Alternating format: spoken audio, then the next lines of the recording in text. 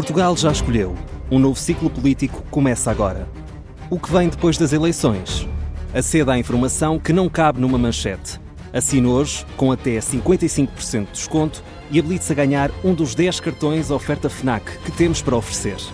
Tudo em observador.pt. 9 horas.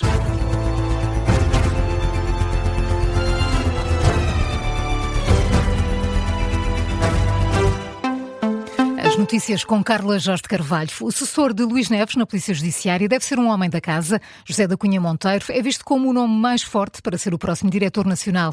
Mas, Carla, a escolha do governo só deve ser conhecida depois da tomada de posse do novo Ministro da Administração Interna. Que vai ser daqui por uma hora. Foi o que deu a entender a Ministra da Justiça em declarações ao Observador, já no sábado, no dia em que foi conhecida a nomeação de Luís Neves para o Ministério da Administração Interna. Rita Alarcão Júdice explicou que a substituição seria feita no tempo certo e em coordenação com Luís Montenegro. O nome mais falado para a sucessão é, como dizias, o de José da Cunha Monteiro. Trata-se do diretor do Departamento de Investigação Criminal de Braga. É também irmão de um antigo assessor diplomático do Primeiro-Ministro e atual embaixador em Moçambique. Esse facto é visto pelas fontes da Polícia Judiciária contactadas pelo Observador como um possível problema para a nomeação. Apontam uma excessiva proximidade entre Cunha Monteiro e Luís Montenegro. Há, por isso, preocupação em torno do nome. Entre as hipóteses mais faladas para a liderança da Polícia Judiciária estão também os nomes de José Pedro Machado, líder da diretoria do Norte da PJ desde 2022, e ainda Pedro Fonseca, diretor nacional adjunto da Judiciária desde o início do mês, depois de vários anos à frente da Unidade Nacional de Combate à Corrupção. Entretanto, como dissemos no início, Luís Neves toma posse daqui a uma hora como Ministro da Administração Interna. Dentro do Governo fala-se de um coelho tirado da cartola. Isto porque a escolha de Luís Montenegro foi mantida em segredo e anunciada este fim de semana com surpresa. O nome de Luís Neves merece os elogios do PS. Já o Chega é mais cauteloso e anuncia que quer ouvir o novo responsável pela Administração Interna no Parlamento. Na análise, o redator principal do Observador, Luís Rosa, destaca as diferenças positivas entre Luís Neves e a antecessora, sobretudo ao nível da liderança e comunicação. Ele não tem experiência política, mas ele tem um perfil claramente executivo. É um fazedor. É alguém que gosta de liderar, alguém que gosta de motivar equipas.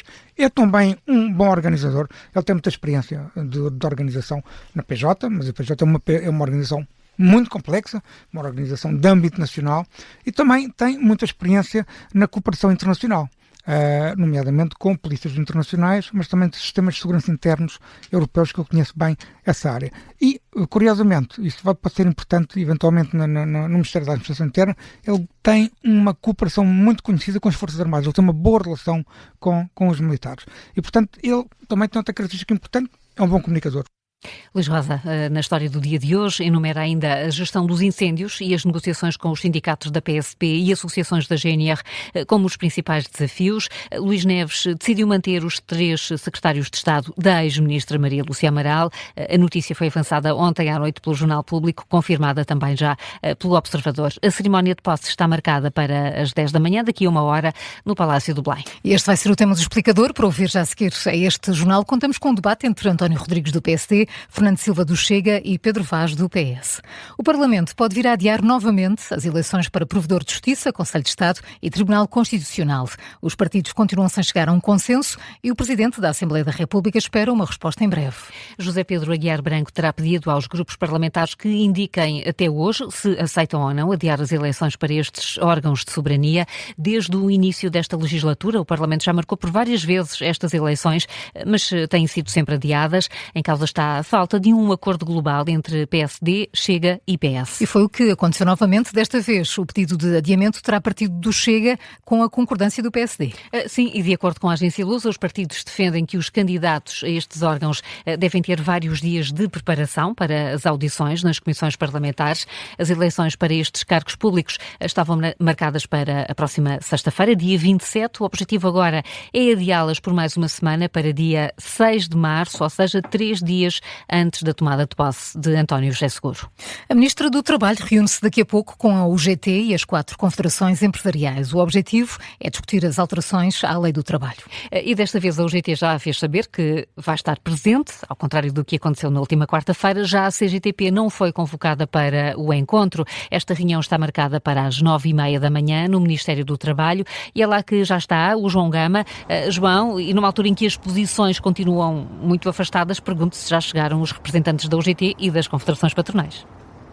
Ainda não, Carla, nem sinal de Mário Mourão, nem nenhum dos 4 representantes das entidades patronais que vão reunir-se, como dizias, daqui a pouco. Uma reunião que está marcada às 9h30 da manhã, que, ao contrário do que aconteceu na semana passada, vai mesmo incluir uma das centrais sindicais que representa os trabalhadores e os sindicatos. Ora, sabemos que são posições muito separadas, muito afastadas entre a UGT e o Ministério do Trabalho, de Maria do Rosário Palma Ramalho, em temas como o Banco de Horas, a contratação a termo ou os despedimentos e o outsourcing, são algumas das linhas vermelhas que a UGT tem vincado nas reuniões que tem tido, nas negociações que tem tido com a Ministra do Trabalho e da Segurança Social. O que hoje se vai tentar aqui no Ministério do Trabalho é perceber que linhas vermelhas é que o Governo ou a UGT pode vir a abdicar para conseguir um acordo também com as entidades patronais que, quando estiveram reunidas aqui na semana passada, disseram que era uma reunião que não fazia sentido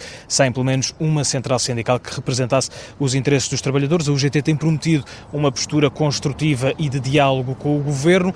A reunião, Carla, começa daqui a meia hora. E ainda sem nenhum dos participantes chegar, claro, ainda falta algum tempo para o início dessa reunião. Não sabemos também, e o João Gama estará em direto para nos dar conta, se haverá ou não declarações à entrada para esta reunião entre Governo, UGT e patrões, que vai decorrer no Ministério do Trabalho para discutir as propostas de alteração à lei laboral. São agora 9h06, já a seguir o explicador sobre a nomeação de Luís Neves para Ministro da Administração Interna. Primeiro, Carla, que outras notícias estão em destaque nesta manhã de segunda-feira?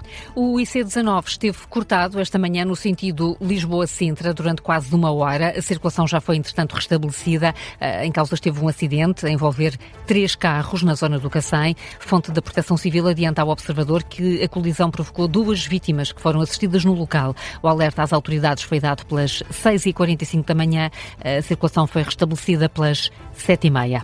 António José Seguro vai evitar ter membros do PS na futura Casa Civil. O novo Presidente da República quer afirmar a independência como chefe de Estado e o critério para as escolhas não vai ser o cartão partidário. Foi o que apurou o Observador junto de fontes do círculo mais próximo do próximo Presidente da República, António José Seguro. Portugal tem uma economia pouco produtiva, com preços altos e baixo poder de compra. O retrato é feito pela Pordata, que faz um estudo comparativo dos vários Estados-membros. Os dados mostram que Portugal é o segundo país da União Europeia onde os preços da habitação mais subiram desde 2020. Está também entre os Estados-membros com menor poder de compra. Destaque também para os números da imigração. Portugal foi o país da União Europeia onde entraram mais imigrantes nos últimos anos. Ainda assim, está longe de ser o Estado-membro com a maior percentagem de população estrangeira. Em primeiro está o Luxemburgo. A Embaixada de Portugal no México recomenda à comunidade portuguesa que evite deslocações desnecessárias. A polícia mexicana matou um dos líderes mais poderosos de um cartel de narcotráfico, o que desencadeou uma onda de violência pelo país. Os Estados Unidos confirmam que participaram nesta operação do México que resultou na morte de El Mencho. Ele era um dos criminosos mais procurados pelo México e pelos Estados Unidos.